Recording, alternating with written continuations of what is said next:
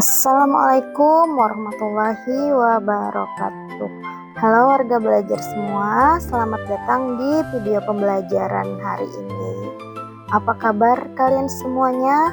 Semoga kalian selalu sehat, semangat, dan dalam lindungan Tuhan Yang Maha Esa.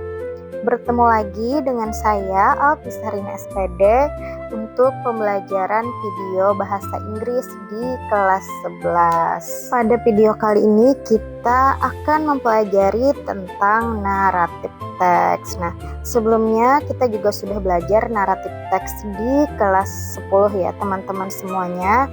Jadi untuk di kelas 11 ini naratif teksnya akan lebih berkembang dari yang di kelas 10.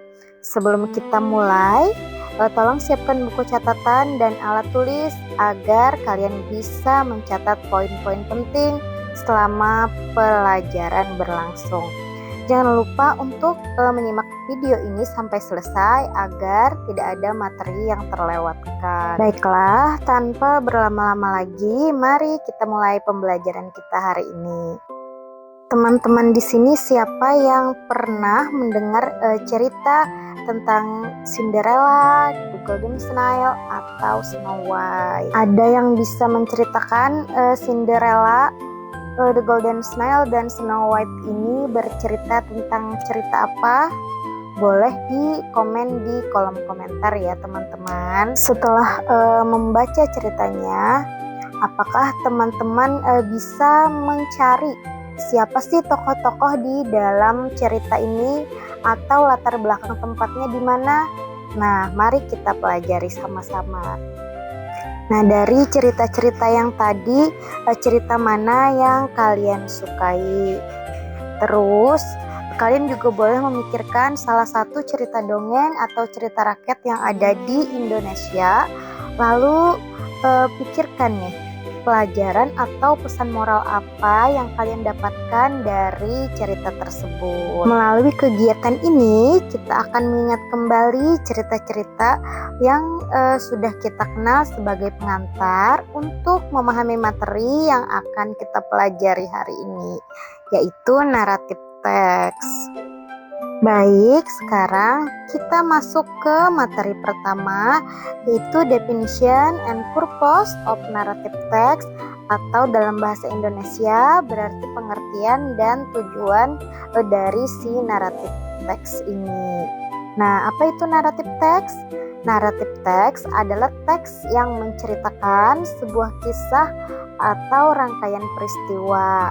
Cerita tersebut dapat berasal dari imajinasi si penulis maupun dari cerita yang sudah kita kenal oleh masyarakat sejak zaman dahulu.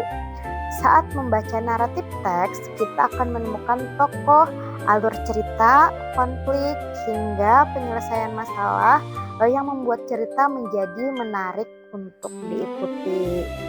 Tujuan utama dari si naratif teks ini adalah untuk menghibur pembaca atau pendengar dan memberikan pelajaran berharga atau moral untuk si pembaca.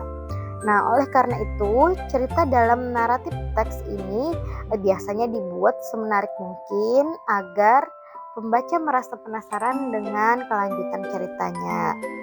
Nah, untuk jenis-jenisnya, naratif teks ini memiliki beberapa jenis ya teman-teman semua. Yang pertama ada fairy tales atau dongeng yang biasanya melibatkan tokoh seperti putri, pangeran, peri, atau penyihir. Contohnya adalah Cinderella, Snow White, atau Sleeping Beauty. Selanjutnya ada legends yang menceritakan tentang cerita yang dipercaya pernah terjadi atau berkaitan dengan asal-usul suatu tempat seperti Malin Kundang atau legenda Danau Toba. Selanjutnya ada myths atau cerita mitos nih yang berhubungan dengan dewa, makhluk gaib, atau kepercayaan masyarakat pada zaman dahulu. Selanjutnya ada juga fables atau cerita rakyat, cerita yang tokohnya berupa hewan. Tetapi hewan-hewan tersebut dapat berbicara dan bertingkah seperti manusia. Contohnya ada The Lion and the Mouse atau The Hare and the Tortoise. Yang terakhir ada Folk Tales, yaitu cerita rakyat yang diwariskan secara turun-temurun dari generasi ke generasi dan menjadi bagian dari budaya suatu daerah. Nah, contohnya di daerah kita ada cerita tentang batu betangkup.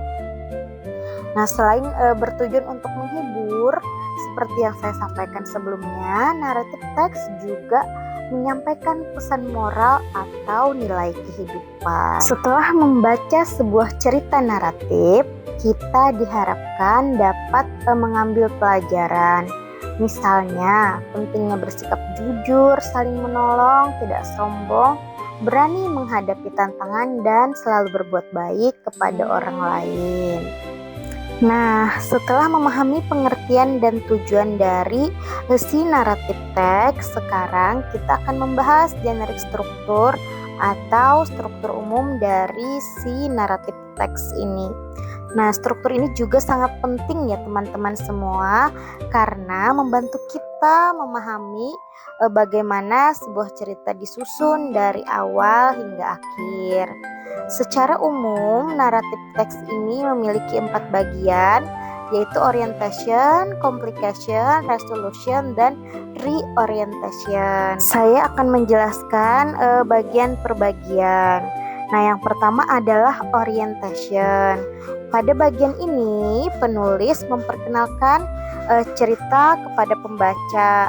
Kita akan mengetahui siapa tokoh-tokohnya, latar belakang cerita, dan kapan peristiwa itu terjadi. Nah, bagian ini biasanya menjadi pembuka cerita, sehingga pembaca dapat memahami latar belakang sebelum konflik dimulai. Misalnya, ada kalimat "Once upon a time, there lived a beautiful princess in a large kingdom." Nah, dari kalimat tersebut kita sudah mengetahui bahwa tokohnya adalah seorang putri, tempatnya di sebuah kerajaan, dan ceritanya dimulai pada masa lampau. Selanjutnya ada complication. Nah, si complication ini merupakan bagian ketika masalah atau konflik mulai muncul. Di sini cerita menjadi lebih menarik karena si tokoh utama menghadapi berbagai tantangan, kesulitan, atau rintangan yang harus diselesaikan. Sebagai contoh, dalam cerita Snow White, konflik dimulai ketika si ratu merasa iri kepada Snow White dan berusaha mencelakainya. Bagian berikutnya adalah resolution. Resolution ini adalah bagian ketika konflik berhasil diselesaikan. Nah, si tokoh utama menemukan jalan keluar dari masalah yang dihadapinya. Penyelesaiannya bisa berakhir bahagia, sedih, atau bahkan mengejutkan, tergantung isi ceritanya. Sebagai contoh, pada cerita Snow White, akhirnya si Snow White berhasil diselamatkan oleh sang pangeran, sehingga cerita berakhir dengan bahagia. Bagian terakhir dari si naratif teks ini adalah reorientation. Bagian ini biasanya merupakan penutup cerita ya. Biasanya berisi keadaan tokoh setelah masalah selesai atau pesan singkat yang mengakhiri cerita. Tapi reorientation ini bersifat opsional, artinya tidak semua naratif teks memiliki bagian ini. Selanjutnya kita akan membahas language features atau ciri-ciri kebahasaan yang terdapat dalam naratif teks. Nah, setiap teks memiliki karakteristik bahasa yang berbeda. Pada naratif teks ada beberapa ciri-ciri kebahasaan yang paling sering digunakan. Yang pertama adalah simple past tense, yaitu bentuk kalimat yang digunakan untuk menceritakan peristiwa yang sudah terjadi di masa lampau. Kemudian ada action verb yang menunjukkan kata kerja atau suatu tindakan yang dilakukan oleh tokoh dalam cerita. Selanjutnya ada time connectives, yaitu kata penghubung waktu yang berfungsi menghubungkan urutan peristiwa sehingga cerita menjadi runtut dan mudah untuk dipahami. Nah, narrative text juga sering menggunakan direct speech, yaitu kalimat langsung yang menunjukkan percakapan antar tokoh sehingga cerita terasa menjadi lebih hidup. Yang terakhir adalah adjectives atau kata sifat yang digunakan untuk menggambarkan karakter tokoh, tempat, pada maupun suasana nih dalam cerita. Selain memahami struktur dan ciri kebahasaan, ada satu hal lagi yang penting dalam mempelajari si naratif teks ini, yaitu story elements atau unsur-unsur cerita. Nah, story elements ini merupakan bagian-bagian yang membangun sebuah cerita sehingga menjadi utuh dan mudah dipahami oleh pembaca. Ada beberapa unsur yang perlu kita identifikasi. Yang pertama adalah karakter, yaitu tokoh-tokoh yang terlibat dalam cerita. Kemudian setting, yaitu latar yang menjelaskan tempat, waktu, dan suasana terjadinya cerita. Selanjutnya ada plot ya teman-teman, yaitu alur atau rangkaian peristiwa yang terjadi dari awal hingga akhir cerita. Ada juga konflik, yaitu masalah atau tantangan yang dihadapi oleh si tokoh utama. Selanjutnya ada tema, yaitu adalah ide pokok atau gagasan utama yang ingin disampaikan oleh penulis nih melalui cerita. Yang terakhir adalah moral value, yaitu pesan atau pelajaran yang dapat kita ambil setelah membaca cerita tersebut.